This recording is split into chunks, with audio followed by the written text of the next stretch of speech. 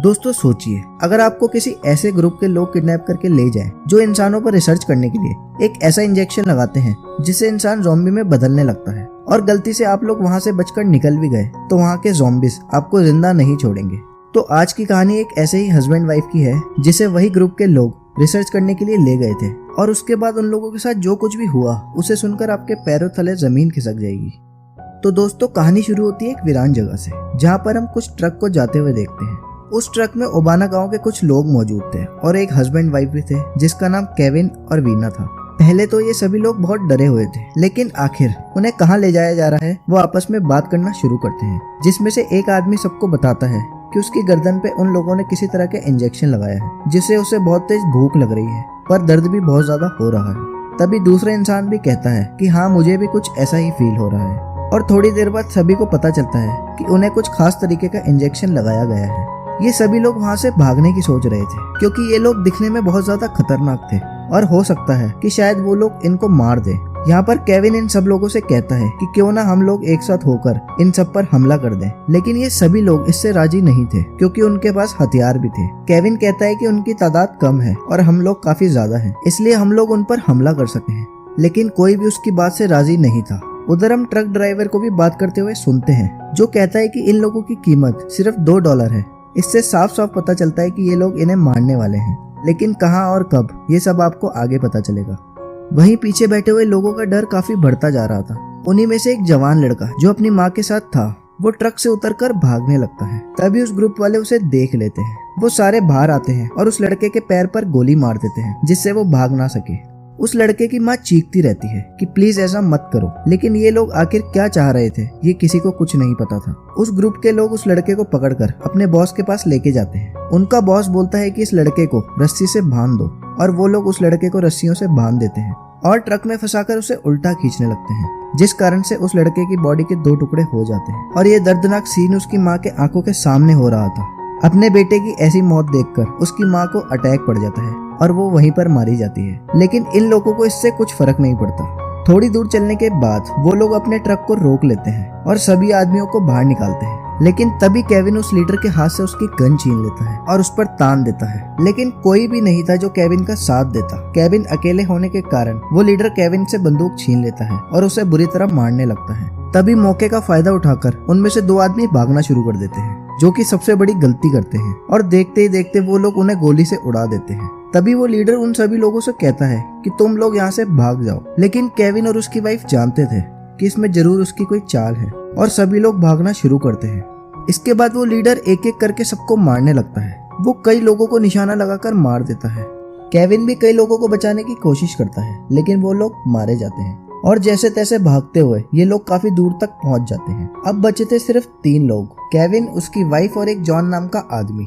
John घायल हालत में था। केविन की वाइफ वीना तेजी से आगे की तरफ बढ़ रही थी, और इसी चक्कर में वीना एक गहरे गड्ढे में जाकर गिर जाती है, और केविन भी उन लोगों को बचाने के लिए उस खड्डे में कूद जाता है। वो खड्डा बहुत ज्यादा गहरा था और उसमें कुछ पानी भी भरा हुआ था। इधर जॉन चोटिल हालत में बहुत ज्यादा परेशान होता है। तभी उसे कई गोलियां आकर लगती है और वो सीधा जाकर उस गड्ढे में गिरता है, जिससे उसकी मौत हो जाती है। इसका मतलब है कि वो लोग अभी भी आसपास ही हैं। उन लोगों की आवाजें सुनकर केविन और वीना छुप जाते हैं। उस ग्रुप का एक आदमी उन्हें ढूंढता हुआ यहाँ तक पहुंच जाता है, लेकिन वो इन्हें नहीं देख पाता और वहाँ से चला जाता है, और किसी तरह से इनकी जान बचती है। इधर लीडर के पास एक मैसेज आता है कि जो लोग जख्मी हैं उन्हें लेकर वापस आओ, लेकिन लीडर उनकी बात को इग्नोर कर देता है, और हमें पता चलता है कि इनके ऊपर भी कोई है जो इनसे ये काम करवा रहा है।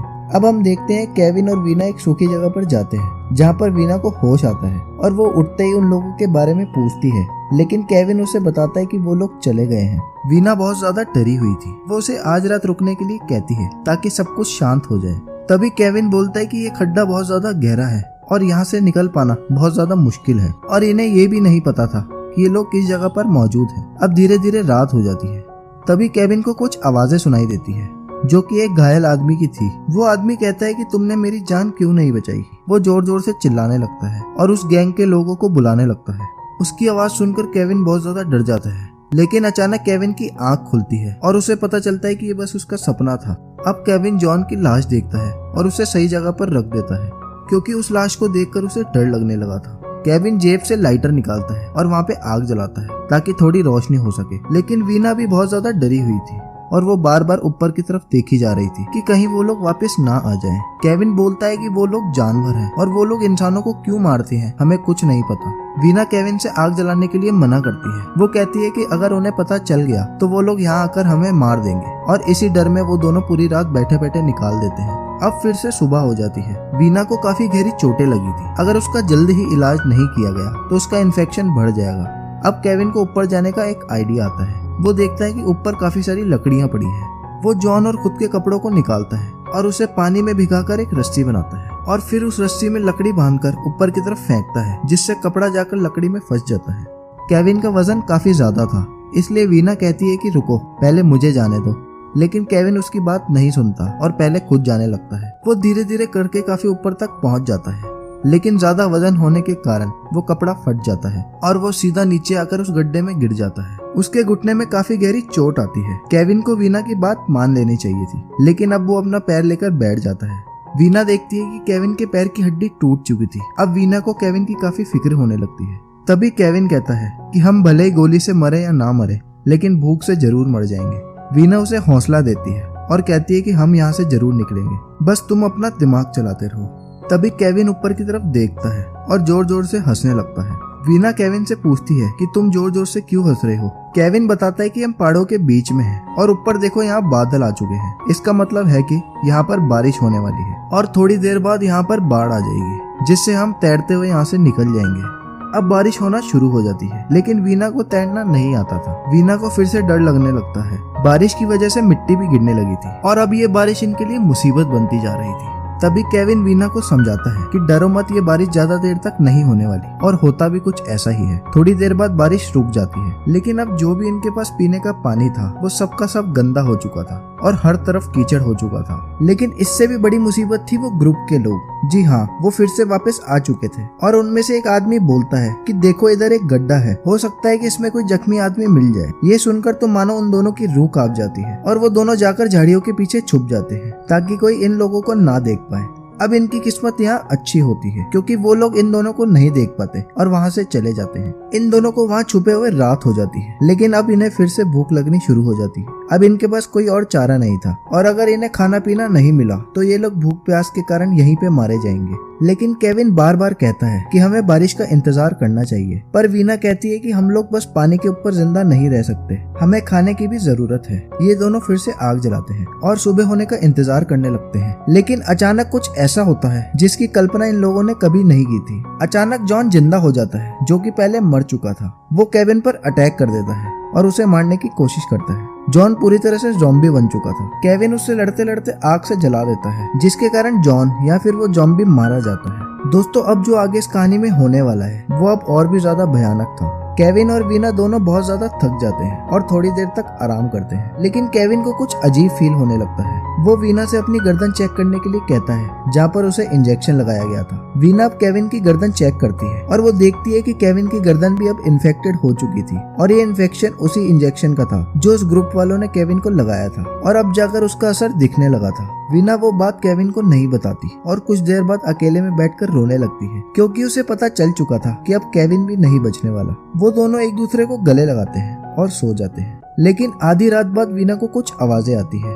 वो देखती है कि जॉन फिर से जिंदा हो चुका है और कुछ खा रहा है, और जब वो उसके पास जाती है तो वो अचानक उस पर हमला कर देता है। लेकिन बस ये सिर्फ उसका एक सपना था, और जब उसकी आंख खुलती है तो वो देखती है कि सुबह हो चुकी है। लेकिन वो सुबह अब और भी ज्यादा खतरनाक होती है, क्योंकि केविन की तबीयत अब बहुत ज्यादा खराब होने लगी थी। उसके बिहेवियर में भी काफी चेंजेस आने लगे थे। केविन कहीं से एक मेंढक पकड़ लाता है और उसे खाने लगता है, और वो उसे वीना को खाने के लिए भी कहता है, लेकिन वीना उसे देखकर उल्टियां करने लगती है। और अब यहाँ पे केविन की आंखें भी सफेद होने लगती है और वो ज़ॉम्बी में बदलता जा रहा था। लेकिन यहाँ वीना उसे जोर से आवाज देती है और उसकी आवाज सुनकर केविन थोड़ी सी होश में आता है। अब यहाँ पर इनकी किस्मत थोड़ी सी अच्छी होती है, क्योंकि वहाँ पर बारिश होनी शुरू हो जाती है और पानी काफी ऊपर तक आ जाता है। केविन वीना को पकड़ता है और उसे ऊपर पहुंचा देता है, लेकिन जब केविन की ऊपर आने की बारी आती है तो वो पानी में डूब चुका था और वीना उसे बचाने की बहुत कोशिश करती है, लेकिन वो पानी के अंदर जा चुका था। अब वीना वहाँ पर लेट जाती है और बहुत जोर जोर से रोने लगती है और खुद को समझाने लगती है कि ये मेरी गलती नहीं है। वो अब इंसान नहीं था बल्कि पूरी तरह से ज़ॉम्बी बन चुका था। और जैसे तैसे वो खुद को संभालने के बाद उठकर वहाँ से भागने लगती है, लेकिन अब हर तरफ ज़ॉम्बी फैल चुके थे। उसके सामने एक आदमी दूसरे आदमी की लाश को खा रहा था, जिसे देखकर वो बहुत ज्यादा डर जाती है और भागने लगती है। और इसी चक्कर में वो फिर से उस गड्ढे में गिर जाती है, जहाँ पर उसे वापस केविन मिलता है। जी हाँ दोस्तों, वो अभी भी जिंदा था, लेकिन वो पूरी तरह से ज़ॉम्बी बन चुका था। अब वीना उसे एक लात मारती है, जिससे वो सीधा जाकर वापस पानी में गिर जाता है और वीना वहाँ से निकलकर वापस भागती है। वीना वहाँ से बहुत तेज भागती है और भागते भागते एक रोड तक पहुँच जाती है, जहाँ पर उसे एक ट्रक आते देखता है। लेकिन वो ट्रक और किसी का नहीं बल्कि उसी गैंग के लीडर का था। वो लीडर बाहर निकलता है और वीना को मारकर बेहोश कर देता है। वो लोग भी वीना के गले को चेक करते हैं और हम देखते हैं कि वीना भी अब इन्फेक्टेड हो चुकी है और वो लोग अब वीना को उसी ट्रक में डाल देते हैं। वीना को कुछ समझ नहीं आ रहा था कि ये सब क्या हुआ। दोस्तों, उस इंजेक्शन की वजह से अब वो भी इन्फेक्टेड हो चुकी थी और जब उसे ट्रक में बैठाया जाता है तो हम देखते हैं कि वहाँ पर पहले से ही 3 ज़ॉम्बी मौजूद थे और वो ज़ॉम्बी वीना का क्या हाल करेंगे वो आप समझ ही गए होंगे। और इसी सीन के साथ ये मूवी भी यहीं पर एंड हो जाती है। तो दोस्तों, ये वीडियो आपको कैसी लगी नीचे कमेंट करके जरूर बताना, और अगर इसी तरह की वीडियोस और देखना चाहते हो तो हमारे चैनल को सब्सक्राइब जरूर करना। मैं मिलता हूँ अगली एक और नई वीडियो के साथ, तब तक के लिए गुड बाय।